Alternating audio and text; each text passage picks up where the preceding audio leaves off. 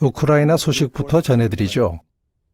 2014년에 우크라이나 동부 지역의 정치적 긴장이 고조되어 무력 충돌이 벌어졌습니다.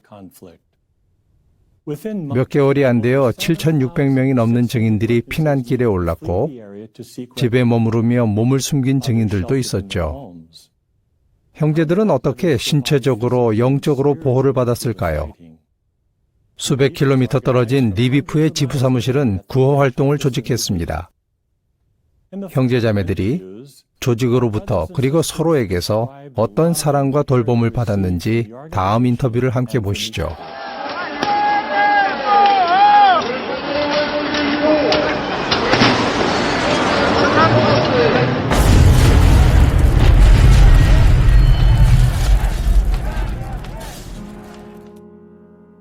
순식간에 예고도 없이 교전이 벌어졌습니다.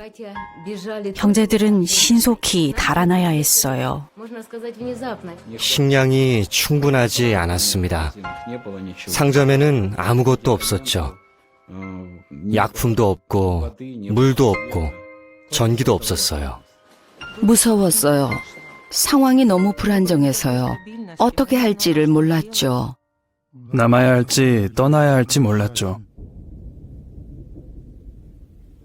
7살 된 새 쌍둥이가 있었는데 그 아이들은 대피소에 오자마자 왕국 노래를 부르기 시작했어요. 어른들도 함께 노래를 불렀고 그 덕분에 우리는 밖에서 나는 폭발 소리를 듣지 않을 수 있었죠.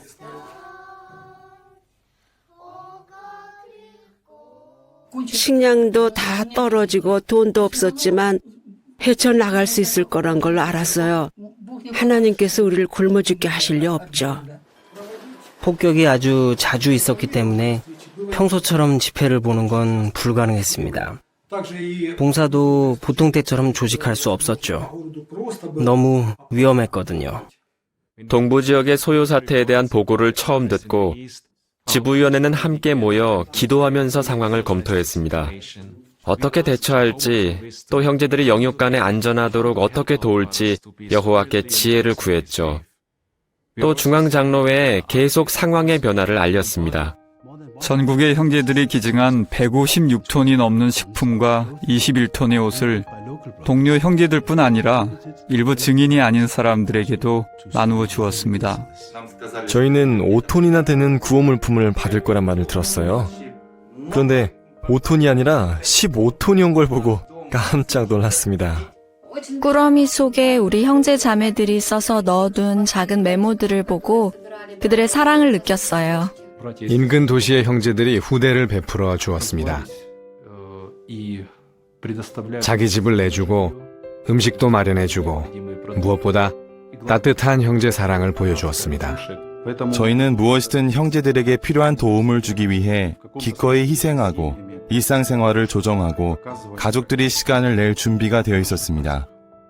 이를테면 전 아침 6시부터 형제자매들을 찾아가서 필요한 것들을 가져다 주곤 했습니다. 그래서 전쟁이 벌어진 2달 반과 그 후 2달간의 복구 기간 동안 저는 자전거를 타고 무려 6,500km를 다녔습니다.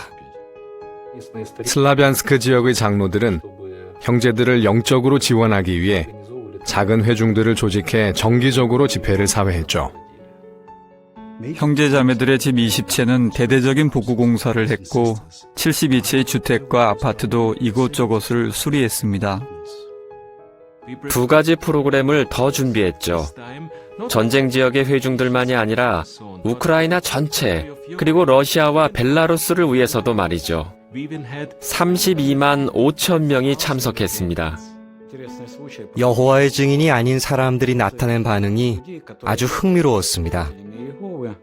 종교가 다른데도 그들은 이렇게 말했습니다. 진심으로 걱정해 주는 건 여러분들 뿐입니다. 여러분의 행동에서 진정한 사랑이 나타나네요. 우리가 다른 종교들과 다른 것이 바로 그거죠. 저희 남편과 아들도 우리 형제들이 나타낸 비이기적인 사랑을 알아보더군요. 남편은 성서 연구를 시작했고 지금은 집회에도 정기적으로 참석해요. 최근에는 신권전도 학교에도 등록했지요. 이런 사랑을 직접 경험하고는 형제들과 다시 성서 연구를 시작했습니다. 지금은 침례받을 준비를 하고 있습니다. 슬프게도 우리 자매 한 명이 죽임을 당했어요. 사람이 가진 걸 전부 잃을 수도 있다는 걸 깨달았어요. 하지만 자녀를 잃는 슬픔에 비할 건 아무것도 없죠. 형제 자매들이 잘 들어줬어요. 함께 울었죠.